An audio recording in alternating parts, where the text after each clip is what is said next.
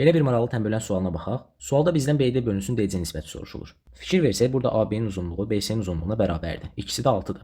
BD-miz də ABD və CBD üçbucaqlarının ortaq tərəfidir və aralardakı bucaqlar da uyğun olaraq bir-birinə bərabərdir. O zaman deyə bilərik ki, üçbucaq ABD konqruentdir üçbucaq CBD-yə. O zaman buradan əldə edərik ki, AD-nin uzunluğu CD-yə bərabərdir. Hər birinin uzunluğu A olsun. DY-nin uzunluğuna da B deyək. Üçbucaqda tənbölənlə bağlı belə bir xassə var. Əgər üçbucaqda bir tənbölən çəkilibsə və tənbölən qarşı tərəfi M və N uzunluqlu parçalara bölübsə, o zaman A-nın B-yə nisbəti M-in N-ə nisbətinə bərabərdir. Böyük üçbucaqda BD tənböləninə baxsaq, qarşı tərəfi A və B uzunluqlu parçalara bölüb, bu uzunluqlar da 6 və 9-dur. O zaman deyə bilərik ki, 6 bölünsün 9 bərabər A bölünsün B.